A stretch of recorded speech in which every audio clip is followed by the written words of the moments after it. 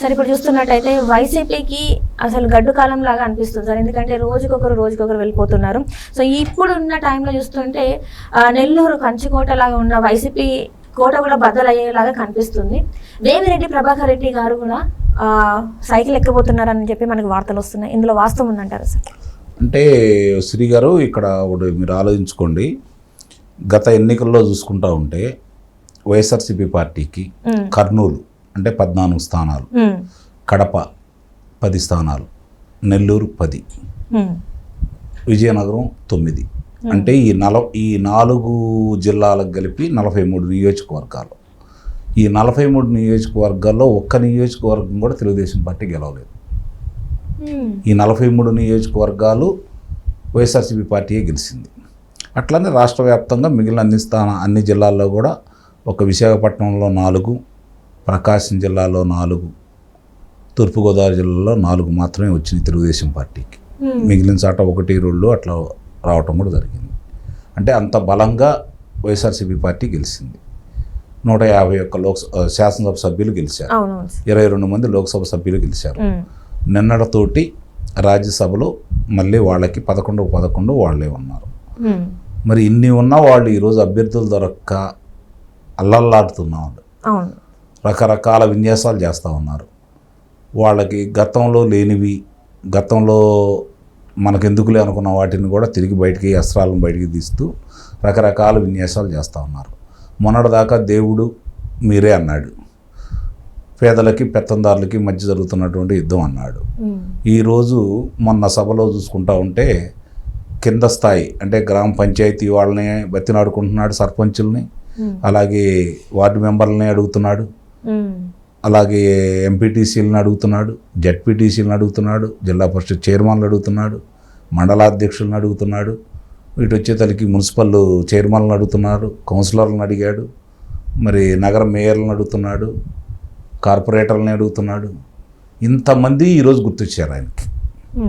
అంటే దాని అర్థం చాలా స్పష్టంగా ప్రజలకు కూడా అర్థమైపోయింది. వాళ్ళకి అర్థమైపోయింది అనేది అందరికీ తెలుసు, ప్రజలకు కూడా అర్థమైపోయింది. ఈరోజు మామూలుగా సహజంగా ఎలా ఉంటుందంటే 151 స్థానాలు వచ్చిన తర్వాత తదుపరి ఎన్నికలకి ఏదన్నా తగ్గితే ఒక 20-30 స్థానాలు తగ్గి ప్రభుత్వానికి ఎలాంటి డోకా లేని పరిస్థితి రావాలి. లేదంటే ప్రతిపక్ష పార్టీకి తిరిగి ఆ 23 స్థానాలు కూడా రాకుండా ఉండే పరిస్థితి తీసుకురాగలగాలి. ఇక్కడ ఇప్పుడు వాళ్ళు చూసుకుంటా ఉంటే వాళ్ళ పరిస్థితి ఎలా ఉంది అంటే తిరిగి వాళ్ళకి 23 స్థానాలు వస్తాయా లేవనే భయం ఈరోజు వాళ్ళకి పట్టుకుంది. ఇక చూసుకుంటా ఉంటే లోక్సభ సభ్యుల్లో తెలుగుదేశం పార్టీ 3 గెలిచింది. ఈ తడవ వీళ్ళు 1 గెలుస్తారా అనే సందేహం కూడా ఈరోజు కనపడతా ఉంది. ఈరోజు వాళ్ళకి వాస్తవంగా కనుక చూసుకుంటా ఉంటే బలంగా మేము గెలుస్తాం అనుకునే స్థానాలు 2 కనపడుతున్నాయి. 1 కడప, 2 అరకు లోక్సభ స్థానాలు. మిగిలిన చాట వాళ్ళు కూడా అంటే 20 స్థానాలు తెలుగుదేశం పార్టీకి వస్తాయి.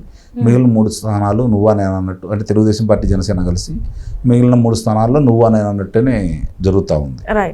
ఈ పరిస్థితుల్లో వాళ్ళని వదిలిపెట్టి వెళ్ళటానికి ఇప్పుడు వేమిరెడ్డి ప్రభాకర్ రెడ్డి గారి గురించి మీరు ఉదాహరించారు కాబట్టి ఆయన మరి చాలా బలమైన వ్యక్తి, ఆర్థికంగా సౌమ్యుడు, వివాదరహితుడు. మరి అలాంటి వ్యక్తి కూడా ఆ పార్టీని వదిలిపెడుతున్నాడు అంటే ఆయన అంత మానసిక క్షోభకు గురై ఉంటాడో ఆలోచించుకోవాలి. లేకపోతే అంత తొందరగా దాన్ని వదిలిపెట్టి రాడు కదా. అంటే ఇప్పుడు జరుగుతున్న పరిణామాలు చూసుకుంటా ఉంటే నెల్లూరు చూసుకుంటా ఉంటే ముందుగానే 3 బయటకు వచ్చారు. మేకపాటి చంద్రమోహన్ రెడ్డి గారు, అలాగే ఆనం రామనారాయణ రెడ్డి గారు, కోటమిరెడ్డి శ్రీధర్ రెడ్డి గారు.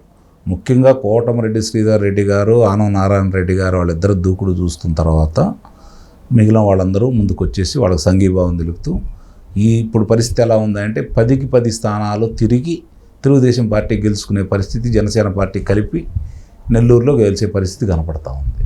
ఇప్పుడు దాంట్లో ఆదాల ప్రభాకర్ రెడ్డి గారు కూడా మళ్ళీ పార్టీ మారతారనే ప్రచారం జరుగుతూ ఉంది.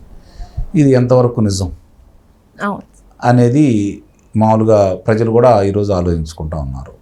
వాళ్ళ దృష్టిలో కూడా కనపడతా ఉంది, ఓహో నిజమే కాబట్టి వీళ్ళందరూ ఇట్లా వస్తున్నారు. అక్కడ ఉన్న అనిల్ యాదవ్ గారిని తీసుకొచ్చేసి నరసరావుపేట లోక్సభ కూడా నిలబెట్టడం కూడా జరిగింది. అంటే ఇవన్నీ వాళ్ళ కళ్ళ ముందు కనపడతా ఉన్నాయి. ప్రజల మనోగతం ఏంటో వాళ్ళకి అర్థమైపోయింది. పార్టీ శ్రేణులు జారిపోతూ ఉన్నారు, నాయకులు జారిపోతూ ఉన్నారు. ఇప్పుడు వాళ్ళకి ఏముండయి అని చెప్పని ఈరోజు 175కి 175 స్థానాలు అని చెప్పి తిరిగి మాట్లాడుతూ ఉన్నారు. ఇవన్నీ దృష్టిలో పెట్టుకున్న తర్వాత నాయకులు ఒక్కోళ్ళు వస్తూ ఉన్నారు. ఇది చంద్రబాబు గారి యొక్క రాజకీయ చతురతే, అందుట్లో ఎలాంటి సందేహం కూడా ఏం లేదు. అందరూ ఒకేసారి వస్తే దాని గురించి ఒకరోజు మాట్లాడుకుంటారు, 2 రోజులు మాట్లాడుకుంటారు, తర్వాత దాని గురించి మర్చిపోతారు. ఎన్నికల సమీపిస్తున్న తరుణంలో ఇట్లా ఒక్కొక్క బలమైన నాయకుడు తెలుగుదేశం పార్టీకి వచ్చిన తర్వాత ప్రజల్లో విశ్వాసం ఇంకా పెరగటం తెలుగుదేశం పార్టీ జనసేన కూటమి మీద, అలాగే అవతల పార్టీ వాళ్ళ శ్రేణుల్లో మనోధైర్యాన్ని దెబ్బతీసేసి మానసికంగా ముందుకు గెలవటం.